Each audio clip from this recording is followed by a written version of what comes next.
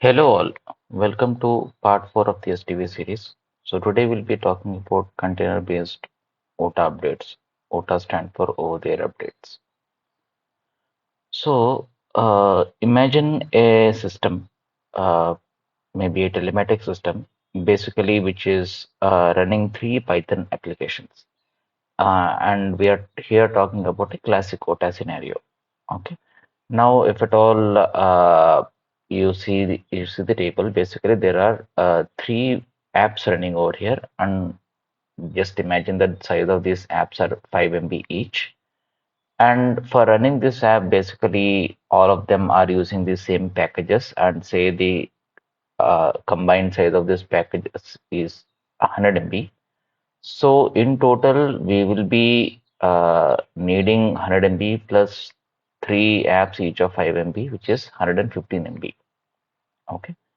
Now in a classic photo scenario, if at all you need to have a app 4 will also be some 5 MB, which makes the entire size of this particular RAM to be 120 MB. Now imagine we want to do the same thing using containers. Now, when we do the same thing on a container, basically we need to build an image and we need to run this image on a container runtime. In this scenario, a Docker runtime. Okay. Now, if you can see the uh, table, you can see that there are three applications: App 1, App 2, App 3, and even in the diagram you can see App 1, App 2, App 3.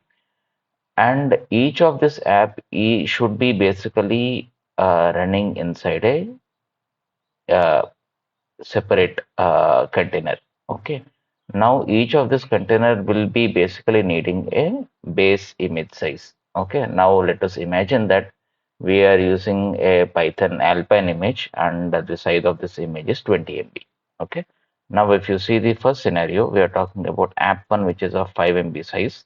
It has to be running inside a container. So you need to create an image. Okay. So for that image, basically you're using a 20 MB Alpine image, and whatever installation you have done earlier, 100 MB, now you have to do it for each of it because each of it is a separate container altogether. So you are doing an installation of 100 MB, and the total size for each one of it is 125 MB each. Okay, and on top of it, your Docker runtime itself will be consuming some amount of RAM. So I have taken a random value of 50 MB. This might be any value between 50 to 100 MB. Okay. And now you see that the total RAM needed to run it is basically 425 MB. Okay. Now if you see the earlier scenario, it is 115 MB. Now we are talking about 425 MB. Okay. So there is almost a 310 MB extra which we are using when we are basically running three Python containers on a container runtime, which absolutely make no sense. Okay. So in that case, why are we even talking about container-based OTA? Means what advantage are we getting out of it? So if you see, you can see it in the next slide. So now imagine a situation where you are running three or maybe more than three apps, which each of it is of a different programming language. So you have one app which is running in C++ outside the container. You have another app which is basically running a Python, and you have a third app basically which is running a Java app. Okay, or maybe fourth, fifth, each of Haskell or whatever it is. With containers, basically you do have the flexibility to run whatever programming language you want, which will basically give you the flexibility of trying out anything on the device, and it gives the flexibility for a third party developer to develop they whatever they have. They can directly deploy it, not bothering with respect to the runtime which is running on your device. So that is basically the real differentiator which container runtime brings. If at all you are very sure that you will be sticking only to one programming language throughout the life cycle of the device, then going the container way is of no use. So the best option in that case would be to go in the classic quota way. Now, we will be talking about the image creation because the people who are basically from the who are not exposed to this container technology, they think that this particular app, whichever is built, is so means whichever we are talking about over here, a 5 MB of size with 20 MB of base image and 100 MB of installations for packages, this 125 MB, they consider it as a single binary file, which is not the case when you build an image. So that I will explain you now. So when you want to create a Docker image, basically this is how you write a Docker image. You say that you're having one base image, you do an apt-get update, you install the essentials, then you create a work directory, you copy the file whichever you want to run into the image. So this is basically the location on your computer, and you basically run your code and you give an entry point of it, and you build an image by this particular docker command. So instead of this, if at all you're using another runtime, it will have its own command, and say the C++ file, sorry, the C file whichever you are basically trying to run just prints hello from the container. So this is the application. Now you can say we are basically doing 7 steps over here. Okay, step 1, step 2, step 3, till step 7. Now, when you are basically building this image, which we have done over here, Docker build, for each layer, you will have a different file system. Means you are basically having a layered file system where each layer is representing one step each. Okay. And the final image, whichever you have created, is of 319 MB. This is the size of it. Now, in the earlier example, we are talking about 125. This is an example with respect to Python, and this is something which is specific to the C++ application over here. Okay, so don't get confused.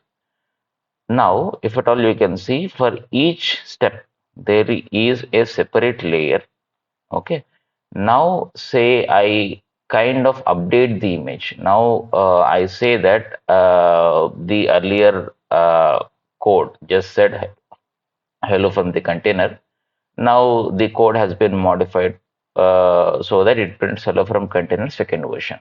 Now, if you see the Docker file, basically none of it is changed from layer 1 to layer almost 4, and only in the last 5, 6, 7 layers basically you are copying the new C file and you are basically compiling it and you are running it. So when you're basically building the files once again, it actually picks the already built layer from the cache, which so it has basically cached these layers, and whichever have changed, we are only will be building only those layers. So if you see from here to here, okay, which is taking Ubuntu as base image, updating it, installing necessary files and all, until making directory, nothing has changed. So everything has been picked from cache, and everything on top of it, which is copying the C file, compiling the C file, and running the C file, has changed. It will change because this is the file which you have newly you just modified, and you specifically copy that and you run it. So that is the only difference. Now, if at all you see the size of the layers, when you are copying an image, means when you're taking Ubuntu as base, which is 63 MB, and you do an apt-get update, so that is a 35 MB. You install the essentials, which is 221 MB. Okay. So these are basically untouched. The only touched part is this 8.3 KB, which is like 115 bytes where you are copying the file, 8.3 KB, and the final thing which you run. Okay. Now, why is it a big deal? Okay. Now consider a scenario over here. basically you are in end of line and you have flashed one image onto the device and you have basically shipped the car. Okay. Now, over the life cycle of the product of or the life cycle of the car, basically multiple updates will be coming. Let us say that earlier this was the code where it was just printing hello from Pakar. So this is the application which the car expects to run. And now we are talking about this updated code which basically has to run now. Okay. Now in this scenario, already an image is flashed onto a car which is of 319 MB in size. Once this is done, once an update is available, now basically what happens is the to to move to the new image, you don't need to download a fresh 319 MB altogether. That is not needed. So you just pull the changed layers or modified layers. So in this case, the modified layers is 8.3 KB with the extra 115 bytes. Okay. Now, if at all you're talking about classic quota, you are only pulling the modified binary, which is of 8.3 KB. But if you are going in the container-based OTA, you are pulling this 8.3 KB along with few bytes basically where you have to copy the file and you are building the file, building the this one. Uh, you are compiling the file. Okay. Now because of this, what happens is the amount of uh, uh, files which you have to pull over the internet have been drastically reduced because it is not a single binary and you are only pulling the delta changes. Now, I will explain you the advantages what it has. Now, the advantages of this layered file system is you are only pulling the delta changes, which in our case is uh, around 10 KB, 8.3 KB base being the base binary out there. Okay. Now, as you're only pulling the delta changes, the time taken to pull this delta changes is very fast, and at the same time, the internet cost for pulling this particular changes is also very low because you're only pulling some KBs. The another big advantage which you basically see over here is you're not doing a full-fledged firmware update. So, in the earlier classic quota case, when you pull something new, you have to do a full-fledged firmware update. But in this case, if you are updating, say, as we can see over here, if you are updating app 2, app 1 and app 3 will be still running. You are simply updating app 2. You need not touch anything else when you are updating a specific app. So that advantage is clearly over here, which is not there earlier. And the another main basic advantage of using this container-based OTA is containers are new to the edge world, but this has been there around for quite some time in the cloud world. So basically, we are trying to replicate or not replicate, but to bring the cloud technologies onto the edge device. And as it has been well proven in the cloud technology, uh, with minor modifications, we can deploy it on the edge. Okay, so this is the advantage.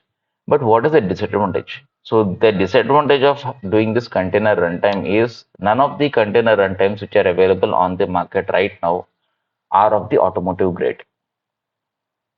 So what difference does it make?